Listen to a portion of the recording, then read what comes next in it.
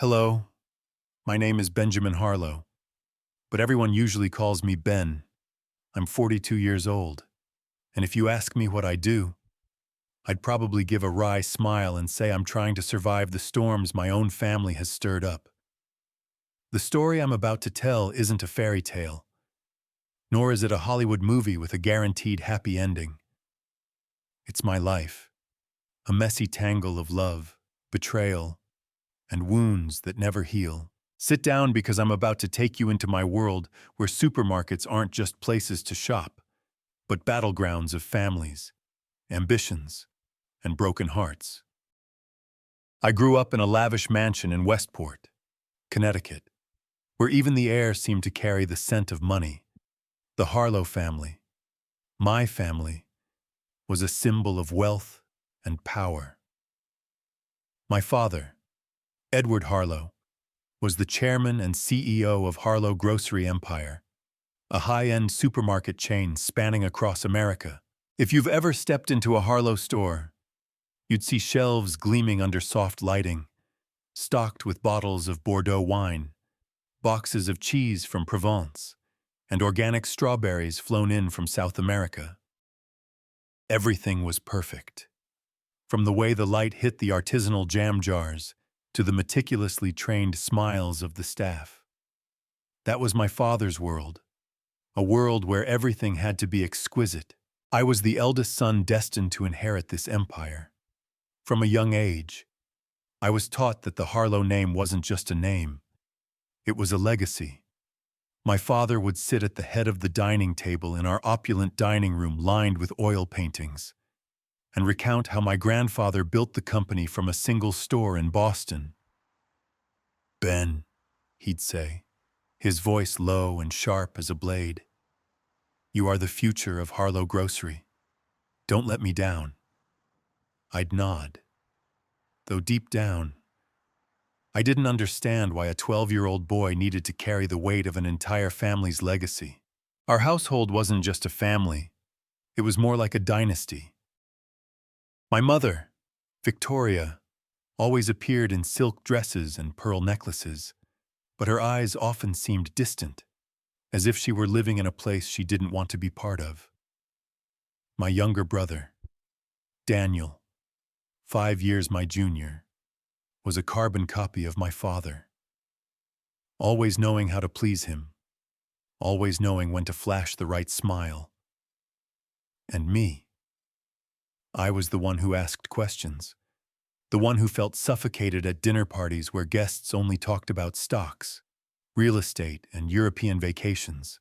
But my life truly changed when I met Sophia. She was a light in my dark world, and also the spark that ignited every tragedy that followed. I met Sophia Caldwell during my junior year at Harvard University. It was a crisp autumn afternoon with golden leaves falling across the campus paths. I was sitting in the library, buried in an economics textbook, when she walked in, bringing with her a fresh breeze and the scent of freshly brewed coffee. Sophia was unlike any girl I'd ever met.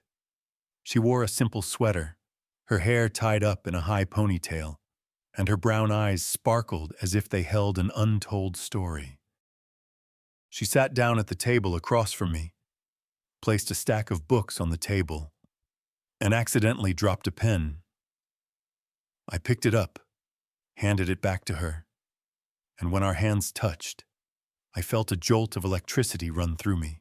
"Thank you," she said, flashing a smile that made me forget where I was. "I'm Sophia Caldwell." "Ben Harlow," I replied, trying to keep my voice steady despite my heart pounding like a drum. We started talking, and I quickly realized Sophia wasn't the type to show off. She was intelligent, sharp, but had a sincerity that made me feel I could shed the armor I'd worn for years. She talked about her family, about her father, Thomas Caldwell, the founder of Caldwell Markets, a chain of budget supermarkets serving working-class people in low-income communities. "My dad always says," Sophia laughed, "everyone deserves to eat well, not just the wealthy." I chuckled, But a twinge of unease stirred within me. Caldwell Markets. That name was no stranger to me. It was the sworn enemy of Harlow grocery empire. The Caldwells and the Harlows were like two sides of the same coin, coexisting in the retail industry, but as different as night and day.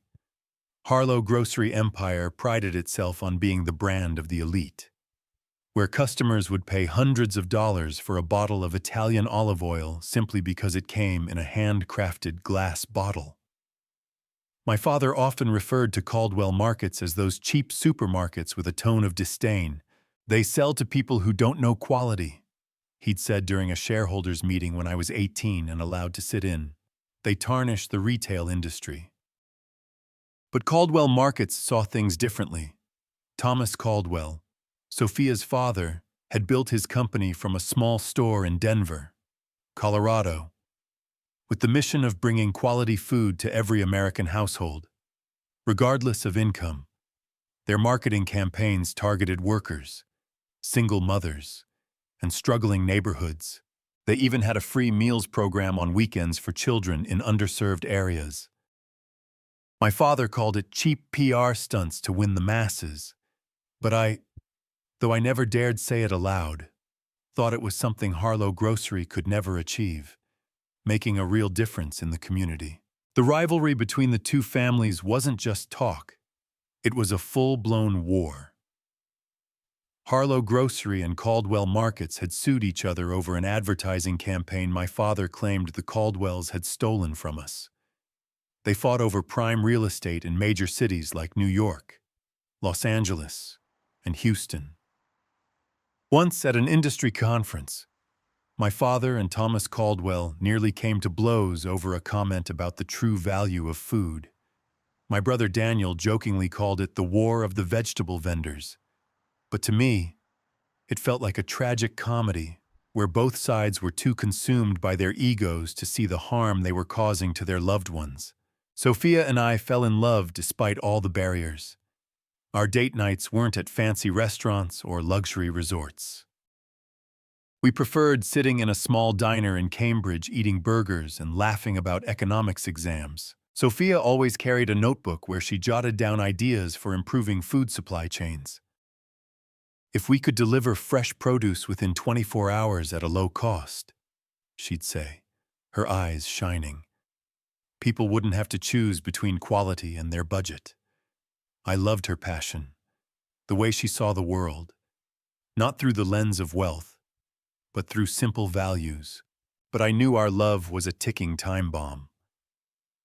My father would never accept Sophia, not just because she was Thomas Caldwell's daughter, but because she represented everything he despised. The storm hit one winter evening when I brought Sophia home to meet my family. I braced myself, but I didn't expect things to go as badly as they did. The Harlow mansion was aglow with lights, the dining table set like a royal banquet. My mother smiled stiffly. Daniel sat with his arms crossed and a scowl on my father. He looked at Sophia as if she were an intruder. "Mom, Dad, this is Sophia Caldwell," I introduced, trying to keep my voice calm. "She's studying with me at Harvard." Silence. A heavy silence so thick I could hear the ticking of the wall clock. Then my father spoke, his voice cold as ice. "Caldwell, Thomas Caldwell's daughter, the one ruining the retail industry." Sophia gripped my hand under the table, but she didn't back down. "Mr. Harlow," she said, her voice clear and steady. "My father built Caldwell Markets to help people, not to ruin anyone." My father gave a mocking laugh that sent a chill down my spine. "Help people you think selling cheap goods to the poor is helping them. You're tarnishing this family's name. And Ben, you're disappointing me." That evening ended in a horrific argument. My father stood up, pointed at me, and shouted, "If you choose this girl, you're no longer my son." Daniel sat silently, but I saw the corner of his mouth curl as if he were enjoying the drama. My mother just bowed her head. her hands clutching her napkin. I walked Sophia to her car, apologizing for everything, but she just shook her head, hugged me, and said, "Ben, I don't need your family to accept me. I just need you." The weeks that followed were even worse. My father summoned me to his office at Harlow Grocery's headquarters in Boston. The room was vast with windows overlooking the city's skyline, but the atmosphere inside felt like a prison. He sat behind his desk, his eyes cold and piercing. "I've made my decision," he said. "Daniel will inherit the company. You're no longer in the plan." I stood there feeling the floor collapse beneath me. "Because of Sophia?" I asked, my voice hoarse. "Because you've betrayed this family," he replied. "You chose the daughter of our enemy, a girl unworthy of the Harlow name. From now on, you're on your own." I left the office, my mind reeling. I'd lost my place in the company, my father's approval, and perhaps my entire family. But when I called Sophia and heard her warm voice over the phone, I knew I'd made the right choice. She was my home, the place where I belonged. In the meantime, I visited the Caldwell family in Denver, Colorado. Their home was in the suburbs, a modest wooden house with a small garden full of vegetables. Thomas Caldwell, Sophia's father, welcomed me like an old friend. He wore a worn-out shirt, his hands calloused from years of working in the store. "Ben," he said, placing a hand on my shoulder, "you love my daughter, and that's enough. I don't care if you're Edward Harlow's son or anyone else. You're family." I looked at him, then at Sophia standing beside him, and for the first time in my life, I felt truly accepted, but deep down, I knew the war between the Harlows and the Caldwells wasn't just about business. It was personal, and I was standing on the dividing line. My story is just beginning, because this isn't just a story about supermarkets, money, or power. It's a story about hearts, choices, and the price you pay when you dare to live true to yourself. I stood in front of the mirror in our small Chicago apartment, trying to tie my tie with hands still trembling from memories. It had been 4 years since that fateful evening when my father disowned me, when Daniel became the heir to Harlow Grocery Empire, and when I chose Sophia over the family legacy. 4 years. Yet, every time I looked in the mirror, I could still see my father's eyes, cold, piercing, as if he were judging me from afar. I didn't join Caldwell Markets despite Thomas Caldwell, Sophia's father, offering me a position multiple times. "You have talent. You could help us bring good food to more people," he said during one of my visits to their home in Denver. But I declined. I wanted to stand on my own, not be known as the son-in-law propped up by his wife's family. Or perhaps deep down I refused because I still felt a pang of guilt. Joining Caldwell Markets would feel like betraying my own father, and I wasn't ready for that, at least not at the time. So, I chose a different path. I joined Green Harvest, a small logistics startup in Chicago focused on fresh food supply chains. My job was to figure out how to get vegetables, fruits, and fresh meat from farms to consumers within 24 hours at the lowest possible cost. It was grueling work with long days in a stuffy office and late nights crunching data, but I loved it. I loved the feeling of creating something meaningful, working with people who didn't care whose son I was, only what I could do. Sophia and I got married on a spring afternoon about 4 years after we graduated. The wedding took place in a small church on the outskirts of Denver. There were no lavish receptions, no guests in Armani suits or glittering ball gowns, just the Caldwell family, a few close friends from Harvard, and a priest with a kind smile. Thomas walked Sophia down the aisle, his eyes shining with pride and a touch of sadness. "You're my son now, Ben," he whispered as he hugged me after the ceremony. "Take care of her." No one from the Harlow family showed up. I had sent an invitation, though I knew in my heart they wouldn't come. My mother sent a brief text. "Wishing you happiness. Ben, I'm sorry." My father said nothing. Daniel posted a photo on social media raising a glass of wine at a party in the Hamptons with the caption, "Congrats to my brother on his big day, choosing love over family." I read it, feeling a stab in my chest, but I didn't respond. I'd learned that sometimes silence is the strongest reply. Chicago, where Sophia and I settled, is a city with a mild climate, surrounded by lush nature. Our apartment was on the 5th floor of a modern building with windows overlooking Lake Michigan. It wasn't as grand as the Westport mansion, but it was ours. I still remember the day we moved in. Sophia standing amid a pile of cardboard boxes, hands on her hips, laughing. "Ben, we have a kitchen table, a real kitchen table." I laughed, pulled her into my arms, and we stood there, surrounded by chaos, happier than ever. 2 years later, Emma was born. She was a miniature version of Sophia, big brown eyes, a radiant smile, and a stubborn streak that both charmed and exasperated me. When Emma was 4, Lucas arrived, a quiet boy with eyes just like mine, watching our 2 children play on the living room floor. I felt like I'd found the true meaning of life. It wasn't the gleaming shelves of Harlow Grocery, the revenue numbers, or the million-dollar deals. It was these moments. Emma's laughter as I pushed her on a swing. Lucas babbling "Papa" as I lifted him into my arms. Sophia was the soul of our family. She worked part-time for a nonprofit, helping underserved communities access fresh food. In the evenings, she'd sit at the kitchen table writing or discussing new ideas for Green Harvest with me. "If we could cut transportation costs by another 10%, she'd say, her eyes sparkling. "We could get fresh carrots to even the poorest neighborhoods." I loved how she always thought of others, how she turned the simplest things into something extraordinary.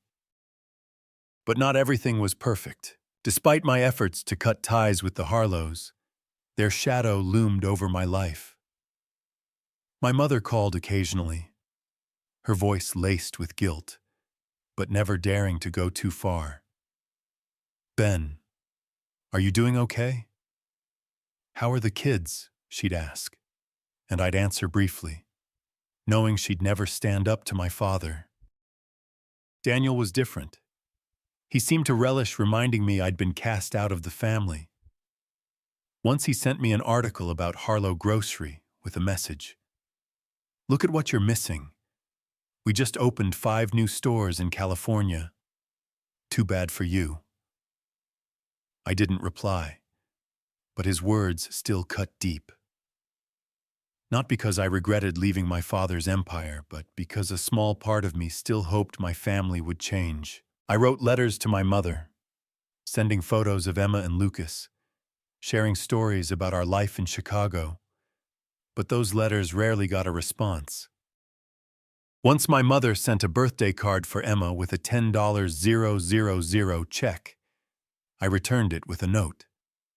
"Thank you, Mom, but we don't need the money. We're happy." Life at Green Harvest wasn't always easy. Our startup was small, competing with giants in the logistics industry.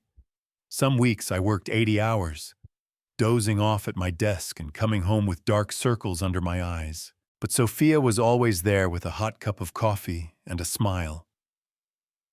"You're doing something amazing, Ben," she'd say. "Every Green Harvest truck is a family eating fresh produce. Don't give up."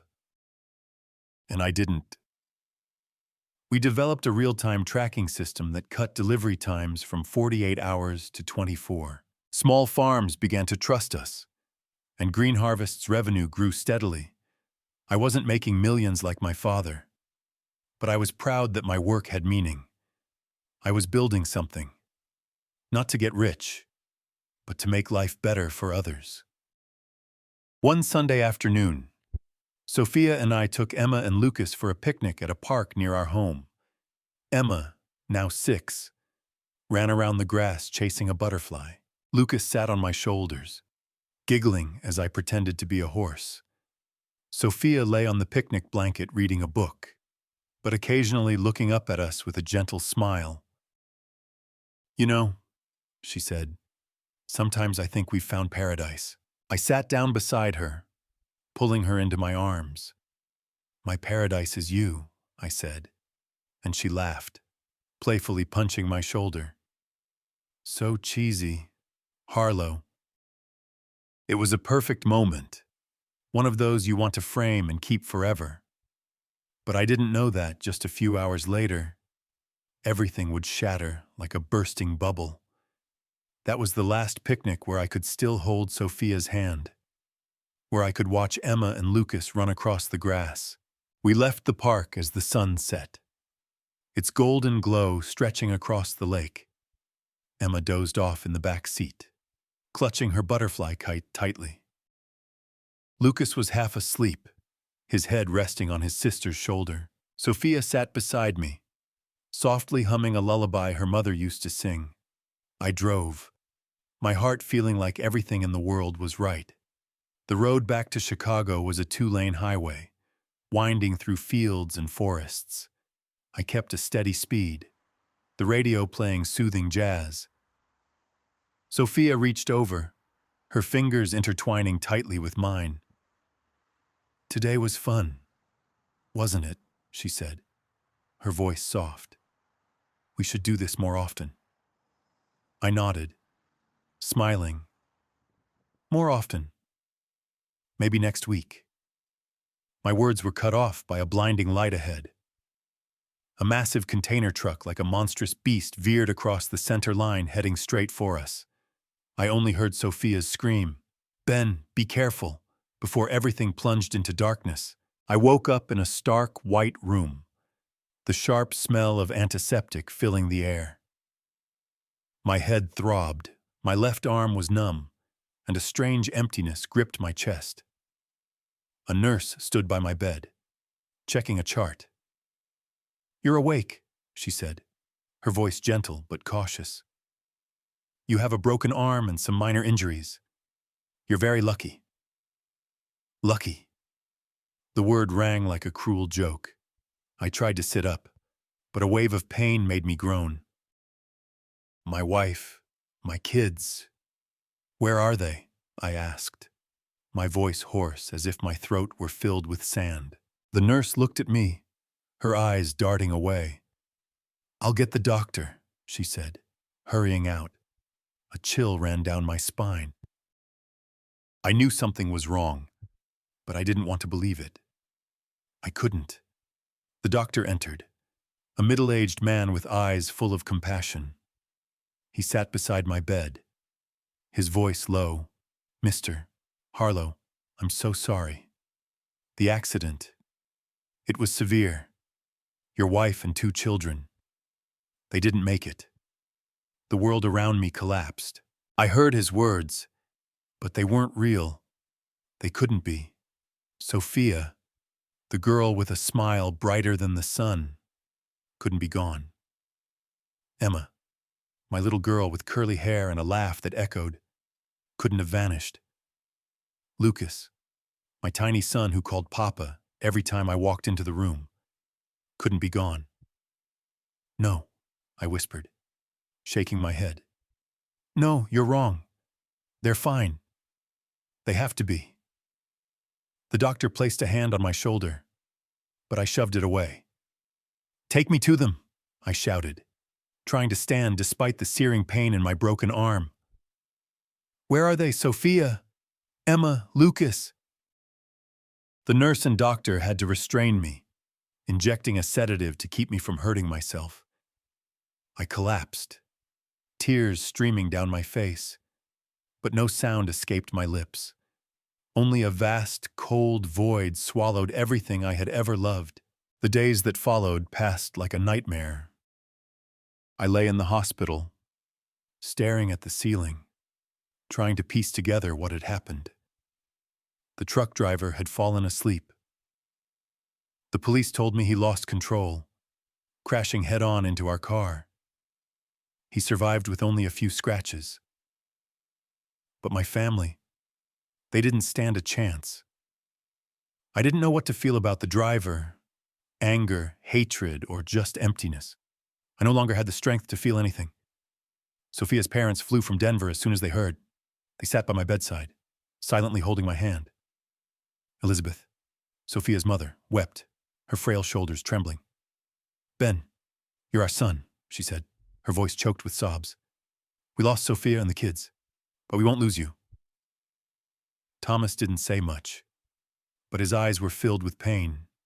He sat there looking a decade older, as if the accident had taken not only his daughter and grandchildren, but a piece of his soul.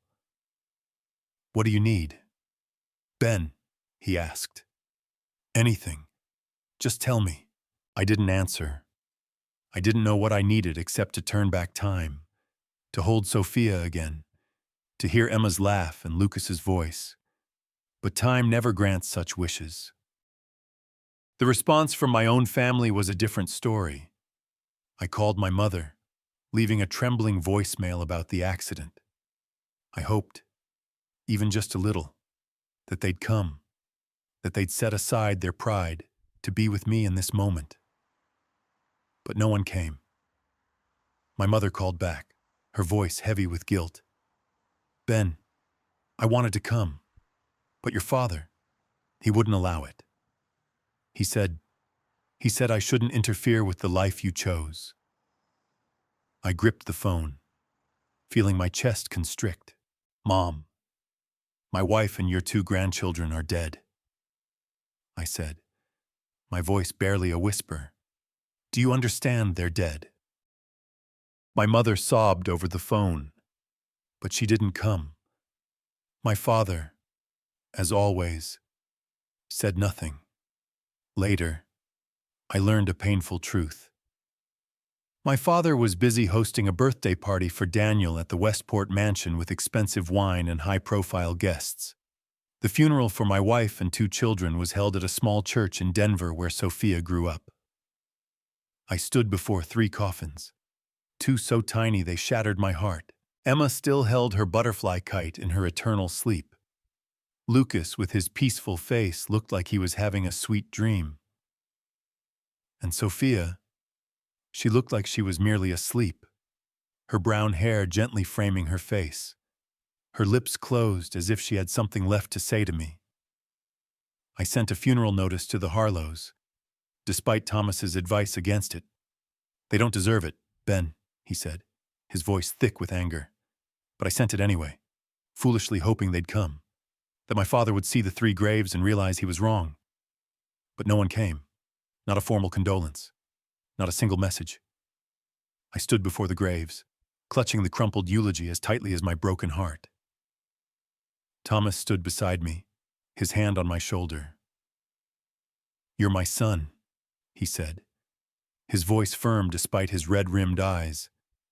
"You lost your wife, your children, but you haven't lost your family. We're here, Ben.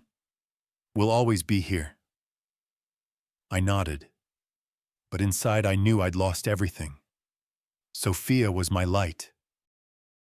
Emma and Lucas were why I woke up each morning. Now I was left with only a void, and I didn't know how to fill it. The weeks after the funeral, I lived like a shadow. I returned to our Chicago apartment where everything reminded me of them. Emma's pink dress hung in the closet. Lucas's tiny shoes sat in the corner, and Sophia's notebook filled with ideas about fresh food lay open on the kitchen table. I couldn't touch them, but I couldn't throw them away either. Each night, I lay in bed staring at the ceiling, trying to recall Sophia's voice, Emma's laugh, or the way Lucas gripped my finger. But the harder I tried, the more they slipped away.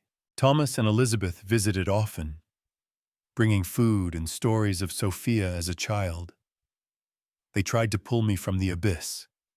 But I knew they were hurting, too.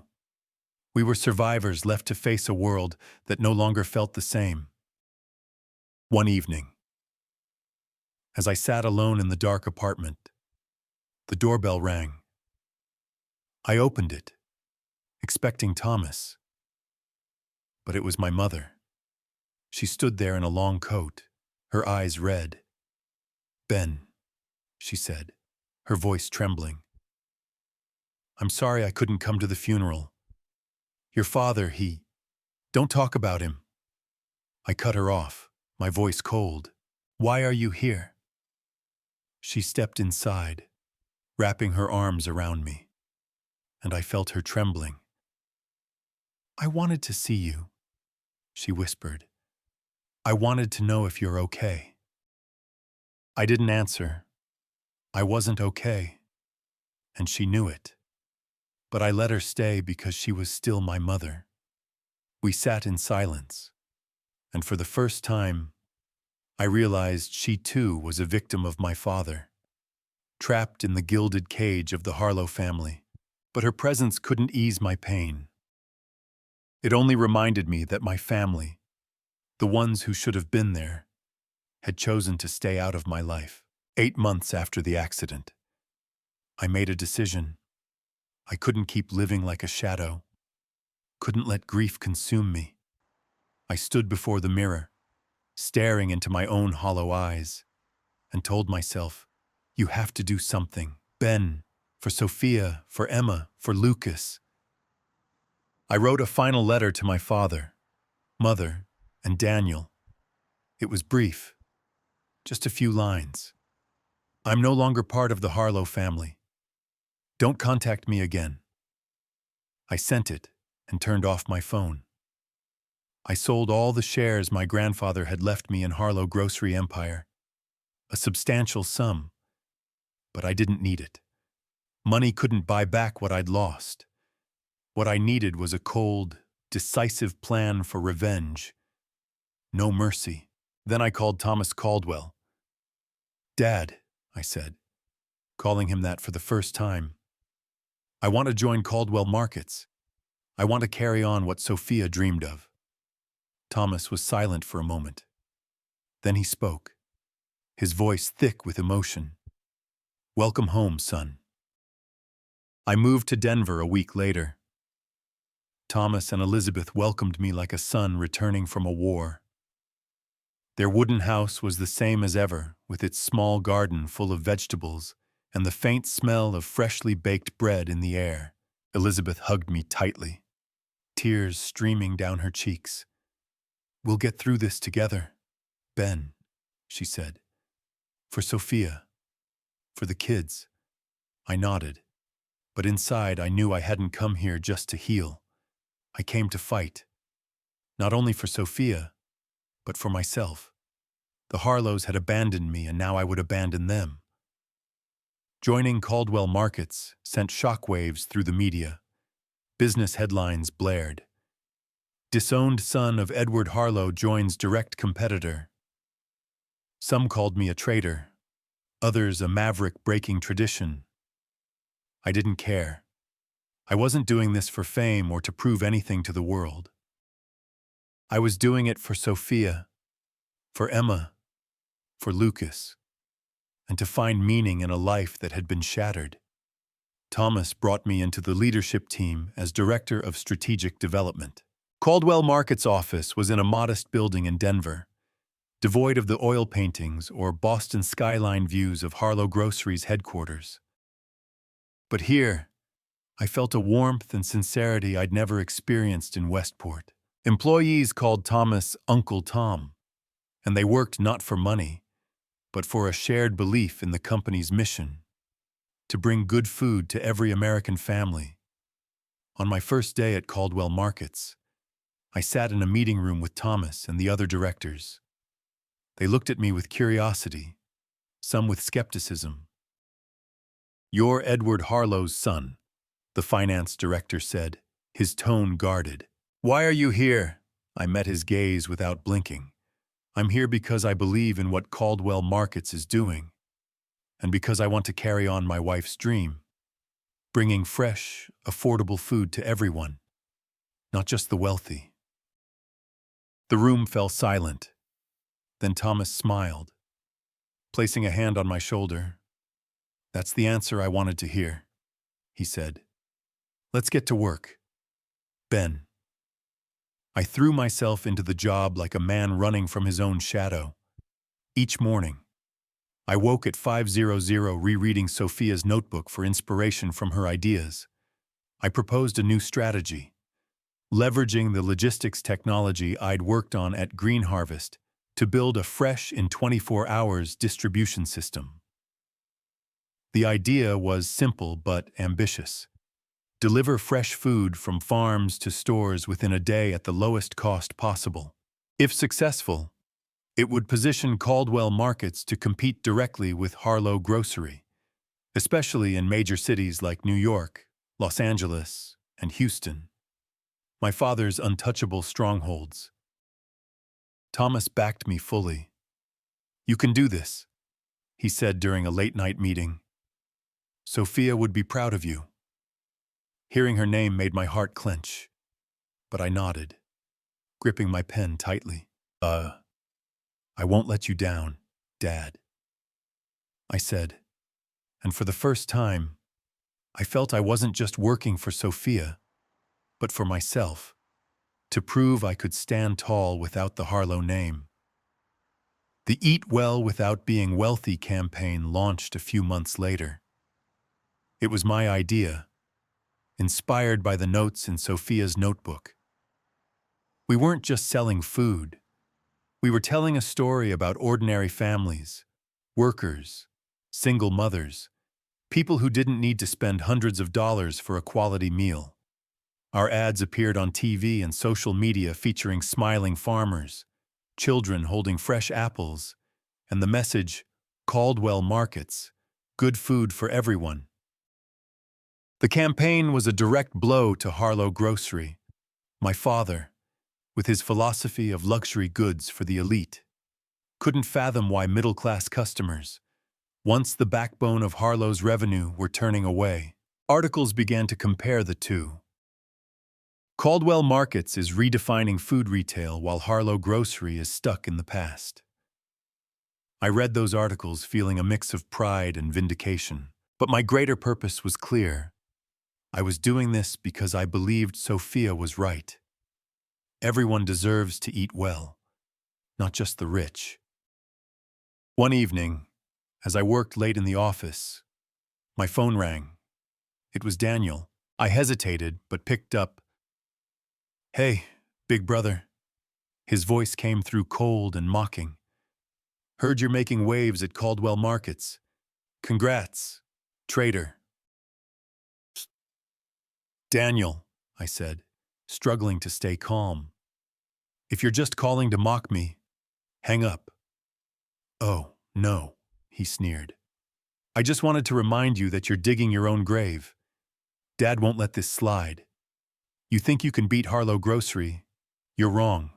I didn't respond. I hung up. But Daniel's words echoed in my mind. I knew my father. He wasn't just a businessman. He was someone who never forgave those who dared challenge him. And I, his eldest son, was now his greatest enemy. I sat in my small office at Caldwell Markets headquarters in Denver, the fluorescent light casting a glow over a desk cluttered with papers and charts. In front of me, a computer screen displayed the latest revenue data. Caldwell Markets was growing, not in small steps, but in leaps and bounds. The Eat Well Without Being Wealthy campaign had shaken up the food retail market. Our stores in New York, Los Angeles, and Houston, cities once considered impregnable fortresses of Harlow Grocery, were now teeming with customers, housewives, workers.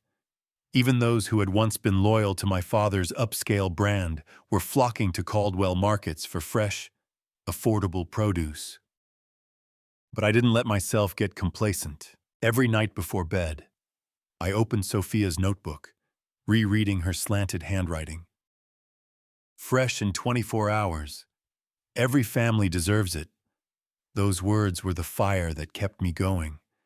The reason I woke up each morning and threw myself into work like a man racing against time. I wasn't doing this to defeat my father, though a small part of me couldn't deny the satisfaction of seeing Harlow Grocery falter. I was doing this for Sophia, for Emma, for Lucas, and to prove that a person could live true to their values no matter the cost. Thomas Caldwell called me into his office one autumn morning as golden leaves began to fall across Denver's streets. He sat behind his desk, his silver hair gleaming, but his eyes as sharp as the day I first met him. "Ben," he said, sliding a folder across the table, "you've done what I never dared to dream. Caldwell Markets is now a name on everyone's lips. But do you know what that means?" I looked at him, waiting.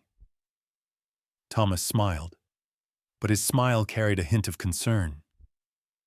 "It means Edward Harlow won't sit idly by.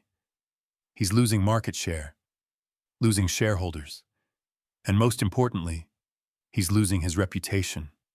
A man like Edward doesn't accept defeat." I nodded, unsurprised. I knew my father too well. He was the kind of man who would rather burn his empire to the ground than let it fall into someone else's hands. "I'm ready," I said, my voice steady. "If he wants a fight, I'll give him one." Thomas looked at me, his gaze softening. "You remind me of Sophia," he said. She had that same look, the look of someone who never gives up. I clenched my fists, feeling my heart tighten. Every mention of Sophia brought her image to mind, her radiant smile and sparkling eyes. But I didn't let my emotions pull me under. I had a mission, and I would see it through. Harlow Grocery began to crumble faster than I expected.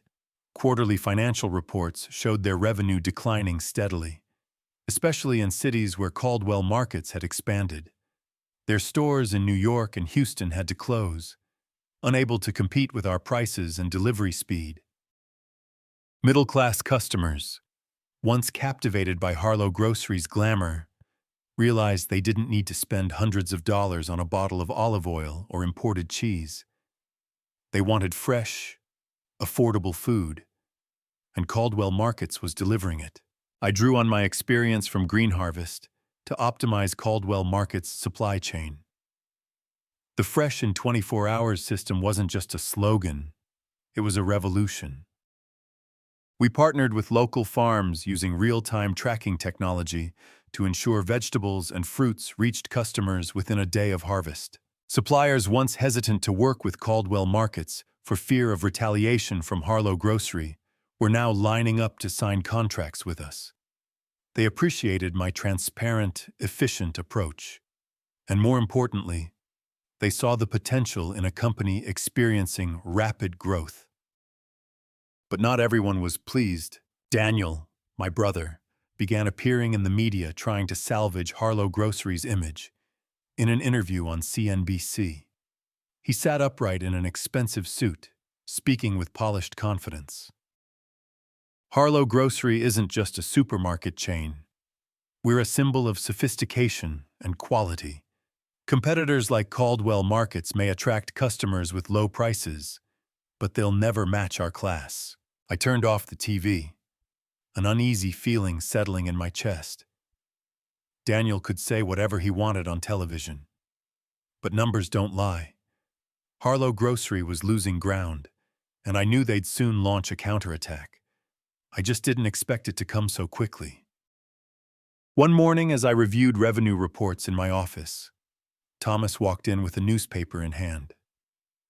"You need to read this," he said, his voice tense. It was the Wall Street Journal with a bold headline. "Harlow Grocery accuses Caldwell Markets of copyright infringement in advertising campaign."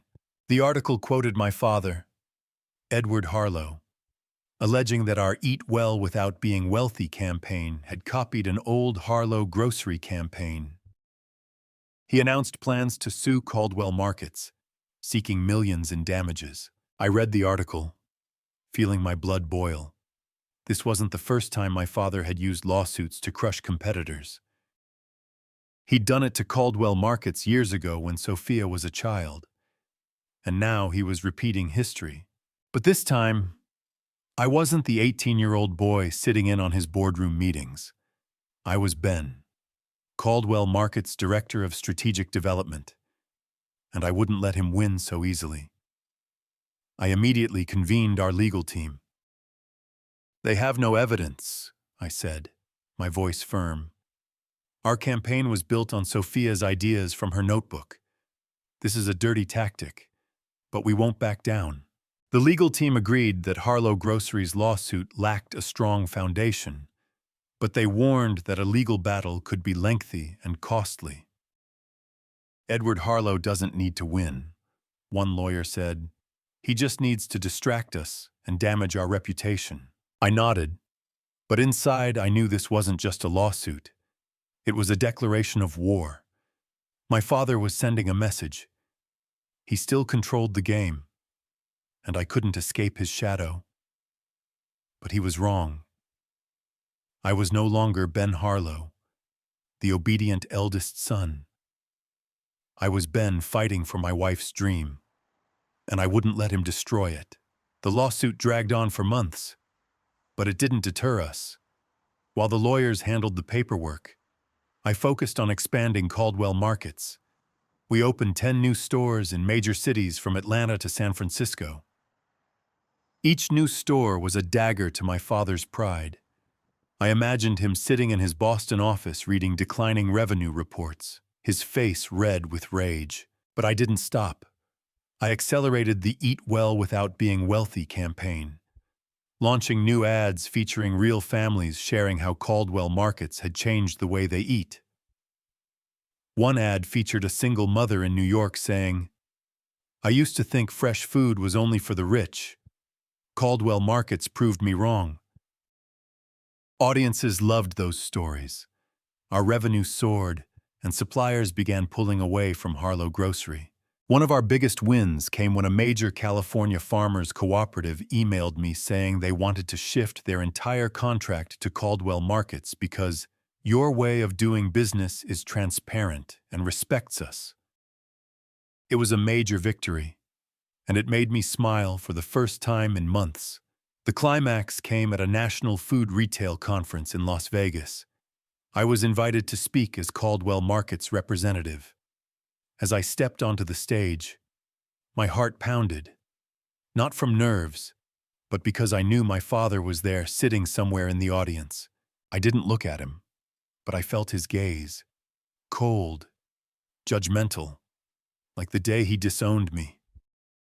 I stood before hundreds of people from CEOs to journalists and began my speech. "Caldwell Markets isn't just about selling food," I said, my voice clear and strong. "We're about bringing hope. We believe every American family, rich or poor, deserves to eat well. We're not building a brand for the elite. We're building a brand for everyone." The crowd applauded, but I wasn't speaking to them. I was speaking to Sophia, to Emma, to Lucas. I was speaking to those who believed in me and to myself. When I finished, a Forbes reporter stood up and asked, "Mr. Harlow, do you think Caldwell Market's success is a declaration of war against Harlow Grocery, your father's company?" I smiled. Not a triumphant smile, but the smile of a man who had found his path. "I'm not declaring war on anyone," I said. "I'm just doing what my wife, Sophia Caldwell, dreamed of, bringing good food to everyone. If that makes us a competitor to anyone, that's their problem, not mine." The crowd applauded again, louder this time. I stepped off the stage, feeling as though a weight had been lifted. As I passed through the rows of seats, I caught a glimpse of my father sitting in the back, his face hard as stone. He didn't clap. He didn't look at me, but I knew he'd heard every word. After the conference, articles began to appear. Benjamin Harlow, the game changer in food retail. They called me the Harlow Rebel, the man who abandoned his family legacy to pursue a greater dream. Some even compared me to David slaying Goliath. I didn't like those comparisons. My father wasn't Goliath. He was just a man trapped by his own pride.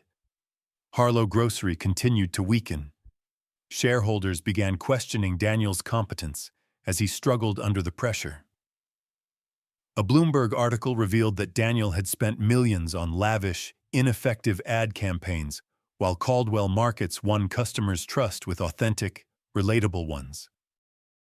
Harlow grocery stores continued to close and their stock plummeted on the exchange. One evening, as I worked late, Thomas walked into my office with a bottle of wine and 2 glasses. "We need to celebrate," he said, his smile radiant. "Today, we officially surpassed Harlow Grocery in market share in 3 major states." I took the glass, but didn't drink right away. I looked at Thomas, the man who had become a father to me in a way Edward Harlow never could. "Thank you, Dad," I said, "for believing in me." Thomas raised his glass, clinking it against mine. "No, Ben," he said. "Thank you for keeping Sophia's dream alive." A week after the celebration with Thomas, I received an email from an unfamiliar address with no sender's name, just a single terse line. "Meet me at the Waldorf Astoria, New York, Friday, 7:00 p.m. Meeting room 3, AH." I didn't need a full signature to know who it was. Edward Harlow, my father, was finally ready to face me. I stared at the email, my fingers hovering over the keyboard, torn between deleting it and responding. Part of me wanted to ignore him, to let him drown in the ruins of his crumbling empire, but another part, the part that still carried Harlow blood, couldn't turn away.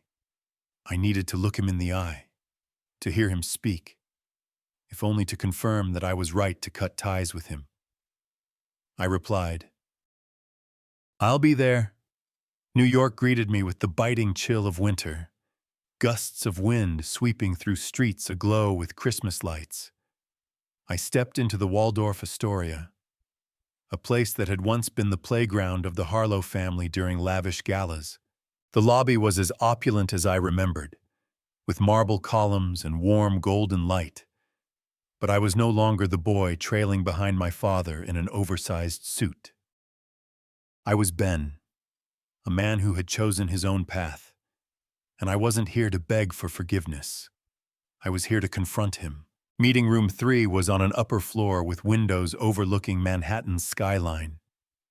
When I pushed open the door, my father was already there, seated at the head of the table in a perfectly tailored black suit.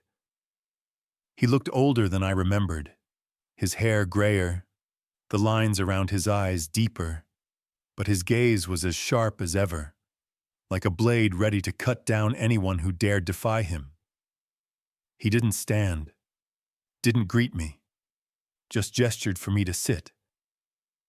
"Ben," he said, his voice low and deliberate, as if weighing every word. "You've done well. I didn't expect you to go this far with that cheap supermarket chain." I sat across from him, keeping my expression neutral. "Caldwell Markets isn't cheap," I said. "We bring good food to everyone, something Harlow Grocery has never done." He gave a dry, mocking laugh that sent a shiver down my spine. "You still talk like a naive idealist. Ben, you think you're changing the world. You're just tearing down your family's legacy." I clenched my fists under the table, fighting the anger rising within me. "Legacy?" I asked, my voice low but sharp. "What's your legacy? Dad, an empire built on arrogance, a family you were willing to abandon for the sake of your ego." He leaned forward, his eyes narrowing. "You dare talk to me about family? You're the one who betrayed us. You chose that Caldwell girl, that low-class supermarket chain over Harlow Grocery. Did you think I'd stand by and watch you destroy everything I've built? I met his gaze unflinching. Uh, I didn't destroy anything. You did that yourself. You chose Daniel's birthday party over the funeral of my wife and children. You chose your reputation over your family. That was your choice, not mine. The air in the room grew heavy. My father fell silent, but I saw his hand tremble slightly on the table. For the first time in my life, I saw a flicker of unease in his eyes. Not regret, but uncertainty. He stood and walked to the window, staring down at the city below. Harlow Grocery is struggling, he said, his voice flat like he was reading a financial report. Shareholders are pulling out. Daniel, he's not strong enough to hold the company together. I need you, Ben. Come back. Help me save it. You're still my son. I almost laughed, but the sound caught in my throat. Save the company, I asked. You think I'd come back after everything you've done, after you disowned me, after you didn't even show up to Sophia's, Emma's, or Lucas's funeral? He turned back, his face hardening. I was busy, he said, his voice cold. I have responsibilities to the company, to the shareholders. You wouldn't understand. I stood, stepping closer to him, just a few feet away. Busy, I said, my voice trembling with anger. Too busy to see your daughter-in-law and grandchildren one last time. Have you ever felt regret? Dad. Have you ever thought about how you chose Daniel's birthday party over standing by me when I lost everything? He didn't answer. He looked at me, his eyes clouded. Not with tears, but with the emptiness of a man who had lost everything, yet refused to admit it. I shook my head, feeling the last invisible thread between us snap. I was your son, I said, but you buried me along with them. I turned and walked out of the room, not looking back.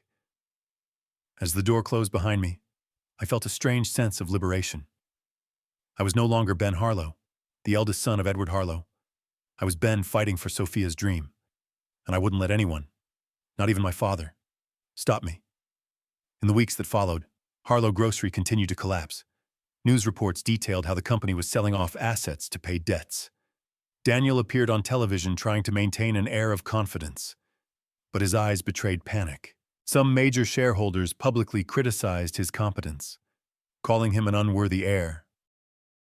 I didn't feel joy reading those reports, but I didn't feel pity either. Daniel had chosen to stand with my father, and now he was facing the consequences. Caldwell Markets, meanwhile, kept expanding. We opened new stores in cities where Harlow Grocery had once dominated.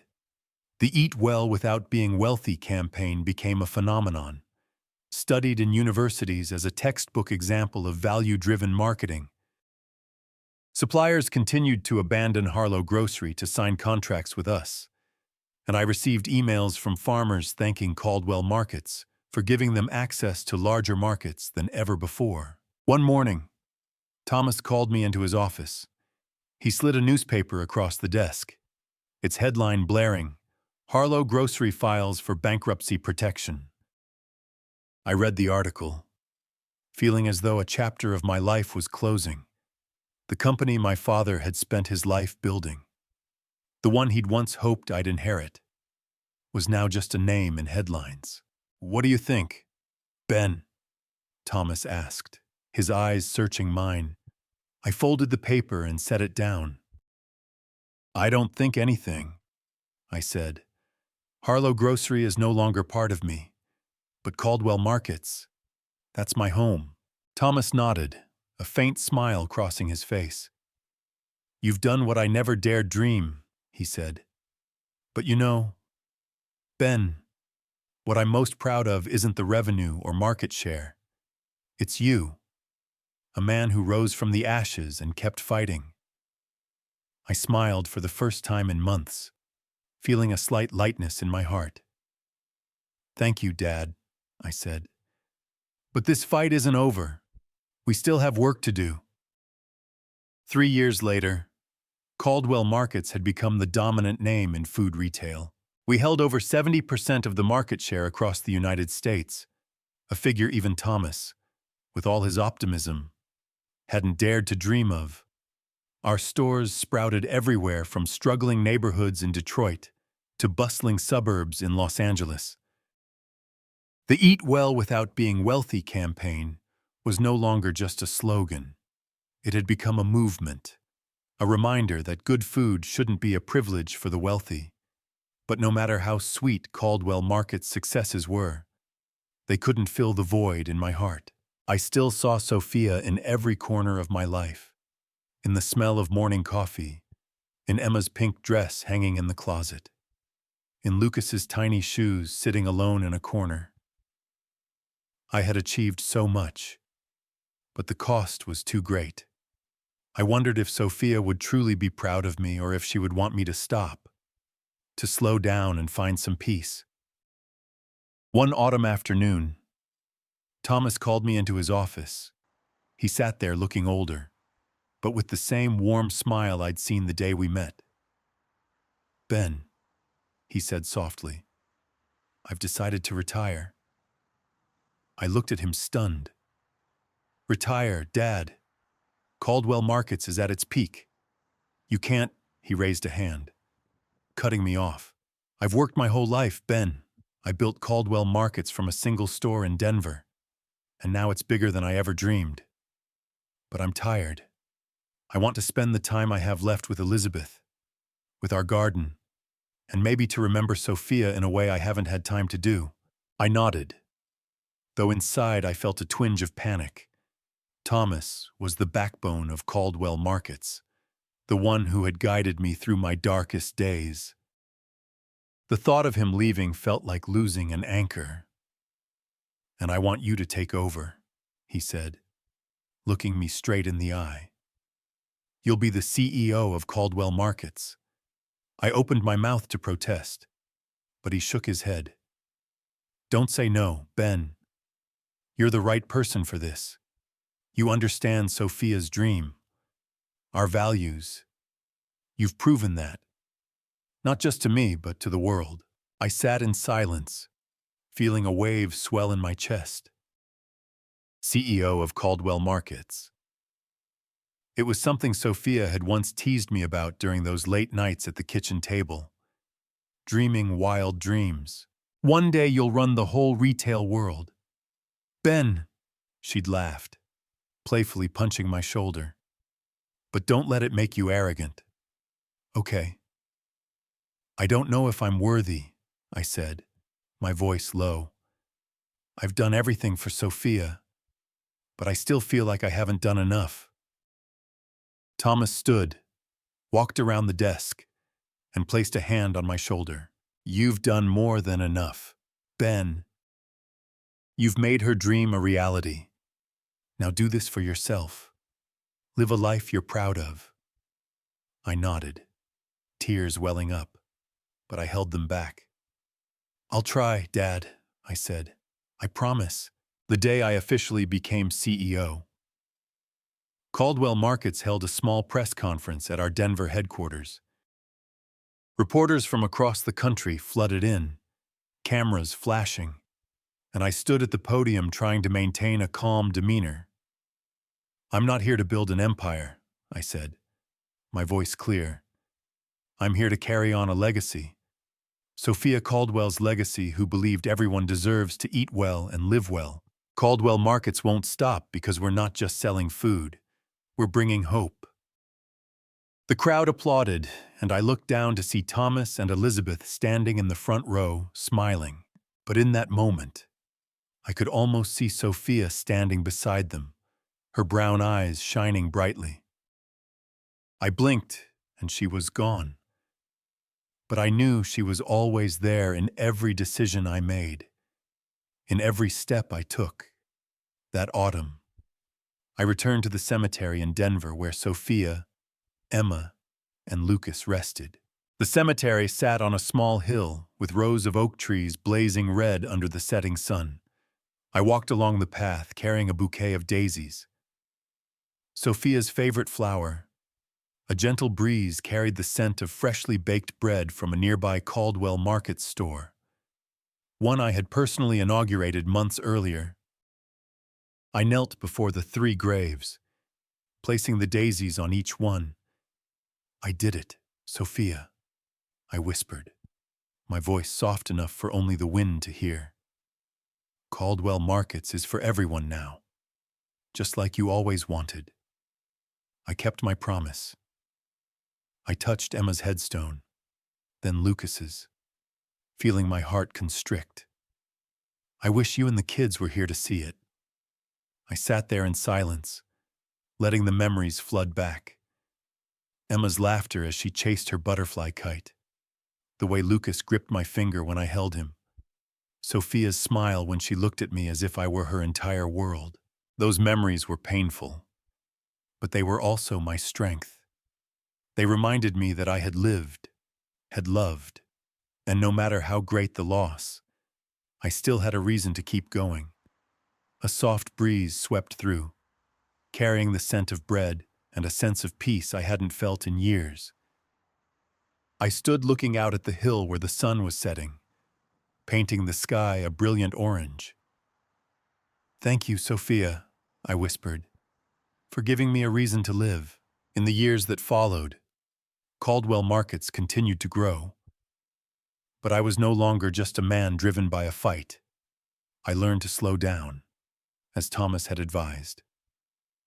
I spent time with him and Elizabeth, helping them tend their small garden in Denver. I started a charitable foundation in Sophia's name, providing free food to children in underserved neighborhoods. Every time I saw a child holding a fresh apple and smiling, I saw Emma, I saw Lucas, and I knew I was doing the right thing. As for the Harlows, I cut off all contact. I heard my father had left Boston, moving to a small house in the suburbs after Harlow Grocery's bankruptcy. Daniel tried to launch a new company, but failed. My mother sent letters occasionally, but I didn't respond. Not because I couldn't forgive, but because I had found a new family. The Caldwells, the people who believed in me and the family of dreams I was living. My story ends here, but my life doesn't. Each day I wake up carrying Sophia, Emma, and Lucas in my heart. I walk into the office watching Caldwell Markets employees work with passion. And I know I've found my purpose.